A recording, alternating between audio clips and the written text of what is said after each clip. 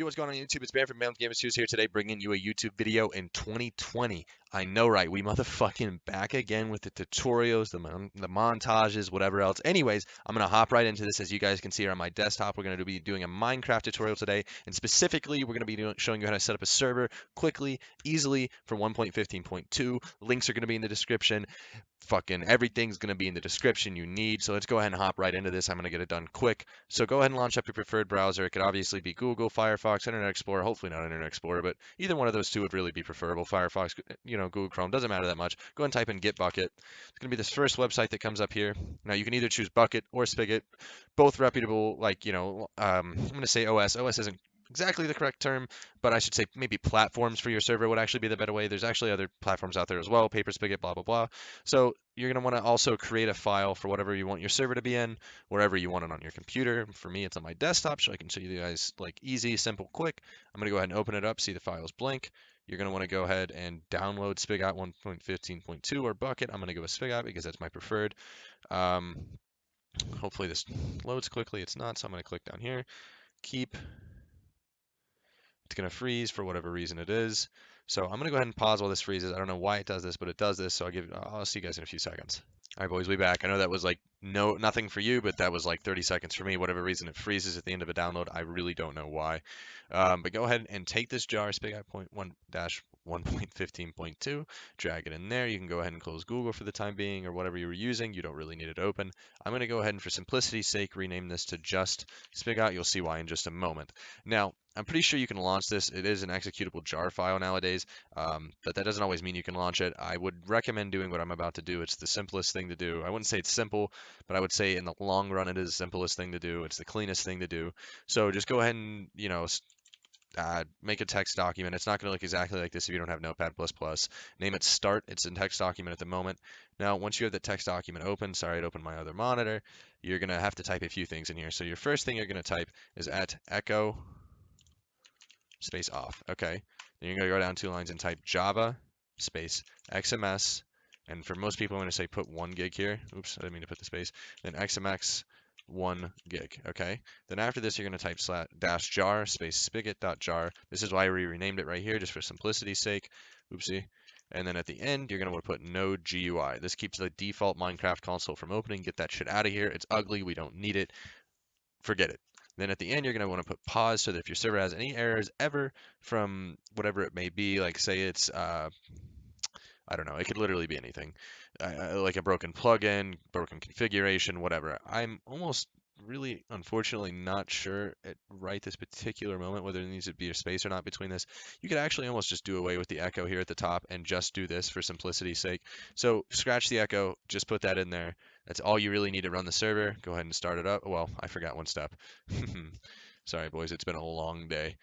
So you're going to want to take this file. It's just going to be a text document for you guys. Save as. Okay. Now it's going to be open up in the same folder.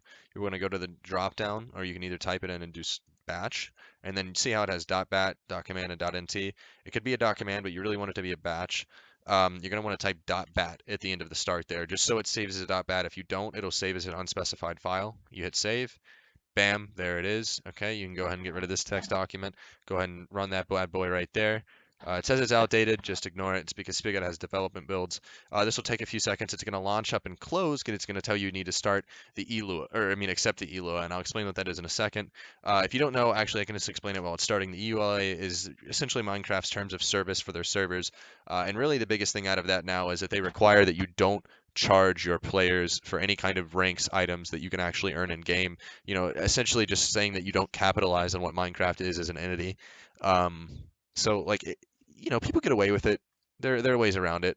But yeah, so this is going to open up. It's going to open up elua.bat or bat .text. You're just going to change this variable right here from false to true. That's as simple as it is. You save it. You're going to start it up again. It says again 20 seconds to start. You're going to notice here that it also created a server text. We're going to jump into that in a moment once it actually runs for the first time and generates everything that we're going to want to look at. Again, like I said, if you get things from Git Bucket, just ignore this build is outdated. The 20 seconds is annoying, but you really just want to stick with these builds because they're stable. They're not the developmental builds, and they are more likely to not crash and actually perform the way they're supposed to. Now I've got a whole bunch of stuff that just popped up in the file. I'll quickly explain to you guys the important things and leave out what's not. So let's see, it's preparing the spawn area right now. When you do put the server on 1 gig, it's going to be a little bit slower. And I'll explain to you guys here in a moment as well how to check how much RAM you have so you can tell how much RAM you can allocate to the server. It does depend on how much you have, obviously. So we'll go through that very quickly, and I'll give you guys a quick, easy method on how to check that. I probably should have done that before we started the server. So as you guys can see now, the server's up. You type help. There's going to be some simple commands, nothing too crazy. I lied. There's quite a bit of stuff, but I mean, it's nothing like you don't have plugins yet. And I'll explain to you guys how to get plugins at the very end of the video as well. Maybe even do a whole other tutorial video on that because there's a lot of things, maybe some essentials that you might want on your server. So now that it's started up for the first time, and you've got everything here that you might want. It's generated a world, a nether, and an end. You're going to stop the server. Just type stop in the console. That's the easiest way to do it, cleanest way to do it. You don't create any errors or bugs by that.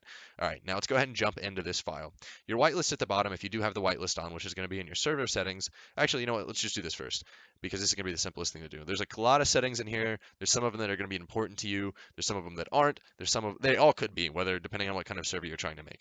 So the query port you can ignore. Spawn protection is going to be how many blocks or chunks are on spawn. Actually, this is how many chunks are on spawn it protects. The tick time I would maybe leave alone unless you know what you're doing. Generator settings leave alone. Force game mode unless you want the server to be in survival mode, creative, or adventure default, leave that alone. Allow nether, I'd leave alone unless you don't want the nether on. And forced whitelist was what I was just about to talk about. That essentially makes it so that your server is private and only people with their names on the whitelist can join. You put their names in this file right here. Broadcast console to ops, that really just leave that alone. It doesn't matter. Difficulty easy, normal, hard, whatever you want it to be. Obviously, I just leave it on easy or normal. Spawn monsters, I'd leave alone. Um, Ignore this. Op permission level, really not that important. PvP is true unless you do want to change this and you have people opt on your server all the time. I'm not going to get into that right now, but that'd be something to explain at a later date. Level type, you're going to usually want to leave on default unless you want it to be like extreme or something. Enabled command blocks. This is something I really honestly might recommend a true, and just maybe get some kind of plugin that restricts them to, well, you know what, actually it doesn't matter. Unless regular players on your server have creative, I wouldn't stress command blocks too much. But if anything, I just leave them alone. Max players here, let's just change it to 100, whatever, what does it matter? Server port, I would always leave it 25565, and we will get into port forwarding. I'm going to give a short little tutorial on it and actually do a separate video so you guys can get a good comprehension of it. Server IP I'd leave alone, but if you don't want to, you can put localhost in there, or rather like 127.0.0.1. Anyways, I would leave it blank. That is the easiest thing to do. And then the rest of this is, really not too terribly important here. The resource pack, if you have a resource pack you want to use on here, you can put the download link here if you understand how to do that. I'll maybe do a video on that as well. Down here at the bottom you have the MOTD. So let's just make this MC 1.15.2 server tutorial. There are color codes and all sorts of things you can do for this, but I'm not going to get into that right now. There are actually websites you can just literally look up Minecraft MOTD generator, and that's all you need. The rest of this really isn't that important. Once you ban somebody, this is where their username would go. If you ban their IP, this is where that goes. So as I mentioned, I'm going to show you guys two things here real quick. First of all, we're going to take a peek at how you check how much RAM you have and really how much you should be dedicating to your server. So down here, type in DXDIAG in the command box, or whatever you have. I should say the Windows box here, the search box. And it's going to pop up this right here. You may get a prompt that says yes or no. Hit yes, because it's going to be asking whether or not you really want this to read your computer specs. It's going to be yes. So for example here, every gigabyte is 1,024 megabytes. So here it says I have 32,768 megabytes of RAM. So you're going to break out your calculator, or if you can do the math in your head, if you understand that it essentially means I have 32 gigs of RAM. But just to show you guys, 32,786 divided by 1,024 equals out to 32, just about. I think I had 700, yeah, I typed that in there wrong. Sorry, I'm numbers dyslexic. Please ignore me. But like, let's say you have 8 gigabytes of RAM, which is going to be roughly 8,000 and some megabytes. I think it's 8,900. I could be wrong. I'm pretty sure I'm wrong on that. So anyways, like let's say you have 8 gigabytes of RAM, your Minecraft client's usually going to need at least 2. So I'd say maybe put 2 to 3 gigs on your server to leave 3 gigs for your actual like OS Windows to run on, because that's very important unless you want to get a lot of lag. But really, I would really just not recommend maxing out your RAM on the server and leaving your computer and your Minecraft nothing to run with. That's a bad case. The next thing we're going to go into here is port forwarding. So this is going to be also quick. So I go ahead and open up Google. If you have your router or modem anywhere near you, you maybe have a login on the back of it that says like router login or modem login. So type in CMD, it's going to pop up command prompt. This is going to come up if it asks you if you want to run it or not. Again, hit yes, and here type IP CONFIG IP config. Hit enter. I'm going to blur these out so you guys don't see them, but you're going to want to look at your default gateway here. This is the most important tool in this process. So you're going to want to type that in. I'm not actually going to show you guys too much here, but once you go to it, you're going to get some sort of login page. For example, I have Spectrum. Your login is usually going to be like admin password, admin, admin. So like I'll log in real quick to give you guys a quick little peek. Again, I'm not going to go too in depth here. I typed admin wrong with this, and then you're going to like your home page might look something like this. For me, I go into access control, port forwarding. Um, and this is where you add rules. So it looks like this.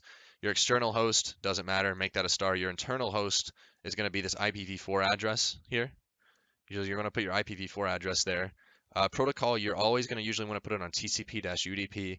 External port, so for example, 25565, 25565. I already have a rule for this, so I'm not going to name anything. Service, just like I'd say leave it other, custom name service, MC server. I'm not actually going to do this again just because it's not that important, for me at least, because I already have it done. For you, obviously, it's important. Some routers or modems actually have this option here where games and applications, and you can just go in here and like default select like look at all these games here. I don't even know if they have Minecraft in here actually, but you know, they have like a lot of pre-selected games that you can just port forward, even consoles that if you need to do it. And then the next important thing is some routers and modems, such as my own, require you to actually allow the computer to connect to the internet at all through ports, which is called DMZ. And DMZ, you actually used to be to open all of your ports to the internet. Now it just allows the internet, the device to connect to the internet with what's port forwarded. So for example, here you're going to put that IPv3 or IPv4 address again. I'm sorry, I'm looking at the 3 in my IP. And that's what you're going to want to put here. And it's usually, there may even be a selection of devices on your network. So that's essentially how you port forward. Those are the two big things that are like essential in getting the server set up. Now, getting it online, we're going to jump into that real quick. And at the end of the video, like I said, we'll touch on plugins. So you're going to go ahead and want to start this up again. Again, we're running on 1.15.2, so go ahead and launch up your Minecraft client. My IP is already in my server list. Yours most likely will not be. You can either enter that IPv3 address we saw earlier, IPv4, I'm sorry, I'm having a long day, like I said earlier. You can enter that IPv4 address as your server IP, um, and that's what matters to you. Now, we're going to get into playing with your friends again in a moment, and plugins in a moment. I've explained essentially how to port forward. It's not nothing too crazy. I mean, it is for some people. So the server is going to launch up again. It'll take much less time this time because it has already generated the world, so it should launch almost immediately. I actually am going to do a follow-up video of this that is going to be essential plugins you should have on your server so I don't waste too much time and make this video much longer than it needs to be. It's already running much longer than I want it to. So here you can see the server's done. It took 15 seconds to start. So I'm going to delete my server from my server list. You're going to want to go to add server. You can leave the server name alone, make it whatever you want. So for most people, the easiest thing to do is just going to be type localhost. This is for you, not for your friends. This is not how your friends connect to the server. So here it is, it's up. We're going to connect to the server. Boom. Loading terrain. Boom. You're in. All right. So look at that. We're in game. You're on your server. You can see it right here. BK logged in. You know, you can, like I said, there should be chunk protection around spawn. There's not. But that's fine. So here we are in game. Now, the only other thing I would recommend doing, because you are the owner and most people don't understand how to do this at first, you're going to type op bam headshot bk or whatever your username is. I put a slash afterwards, of course, so it's glitched out, so ignore me. So op bam headshot bk. Now I'm op. Now I can go in game and do game mode 1. Okay, game mode creative. And now look, I'm in creative mode, boom, and do slash help. It gives you access to all the commands you might ever want. Now, obviously, this is very simple. I'm sure you guys have played on servers and seen so many other commands on other servers that comes with plugins. Again, I'll explain that more in another video.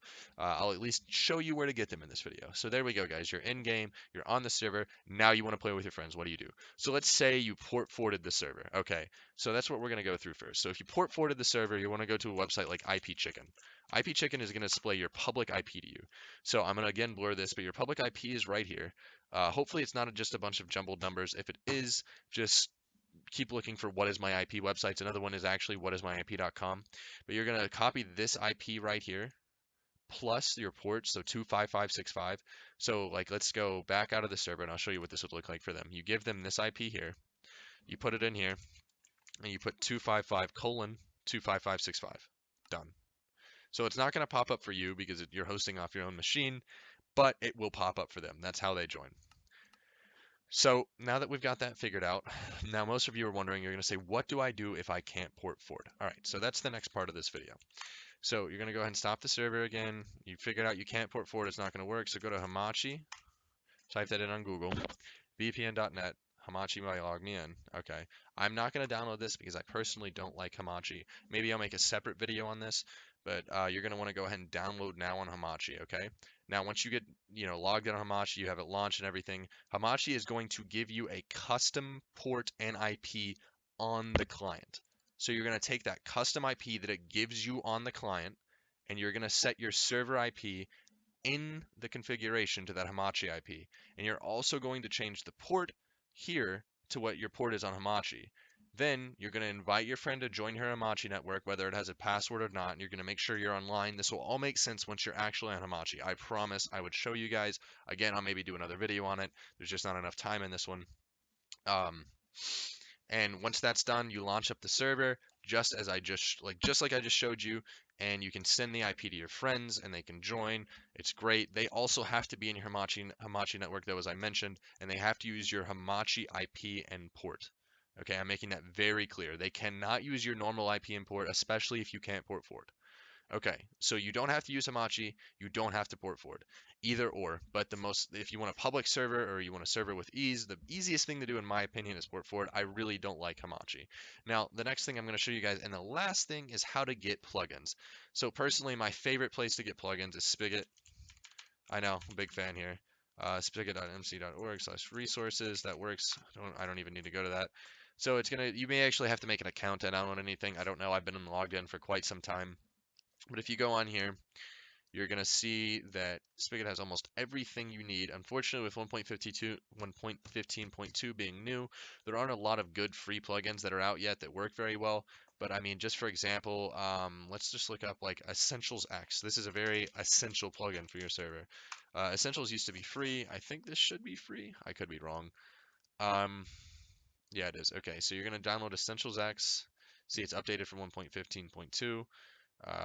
Well, really just 1.15, but it's really also probably for every 1.15 version. Okay, so once you open up this RAR, you're going to want to it's a zip file, maybe whatever it is. It's actually a zip, so you're going to need WinZip or WinRAR for that.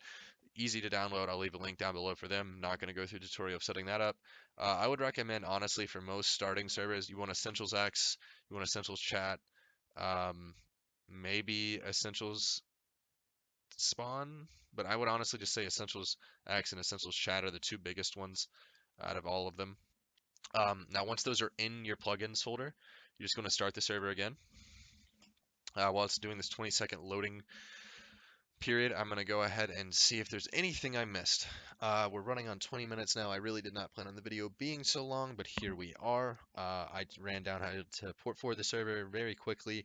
I'll make a more in-depth video on that if anybody has questions. I'll do a Hamachi setup video. I'll do some essential plugins. Like I said, though, Essentials is very big. It's the first thing you're going to want. It gives you access to most of the commands you're going to be seeking out, you and your friends, and really, honestly, all you need to do is download that if you're just planning to play with a couple friends and opt your friends, and they'll have access to all of it. There are permissions. I could do another setup video on that, but you can see here it's loading Essentials Chat. They're both enabled. It's preparing spawn area, blah, blah, blah. We'll see once the server's up. So now, all right, so it took 12 seconds that time to start up. So type PL, and you can see that Essentials and Essentials Chat are both enabled. That's why they're green. Okay, so if you type help, question mark. If you type question mark, you can now see that there are a plethora of commands at your disposal, all sorts of which you can use. So let's go ahead and get in game here real quick, and I'll show you a few examples of those that are very big, very popular, that I'm sure you already know about. Obviously, /TP, that's big.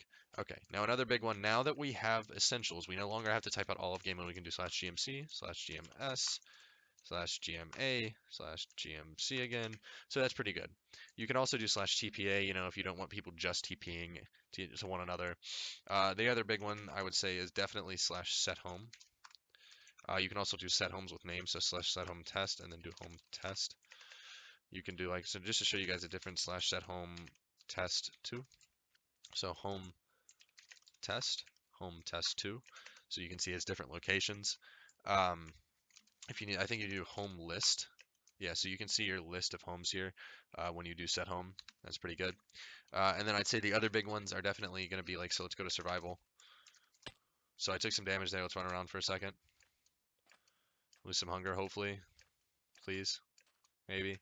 All right, anyways, the point is, all right, so yeah, so slash heal, that'll heal you. Slash feed. Heal actually also sates your hunger, but slash feed specifically only feeds you. So that's really it, guys. That's a quick breakdown of how to make a server, how to install plugins, what plugin you might really want to start with for your basic server needs, um, basic server configuration, and some basic port forwarding or Hamachi information. So I hope I helped somebody out. If I did, please leave a like, leave a sub. Links will be in the description. Anything else you might need, leave a comment. I'll make sure to help you out. All right, Ben from Bam's Gaming Studios signing off. Have a good weekend. Stay healthy. Don't catch COVID, guys. See you next time.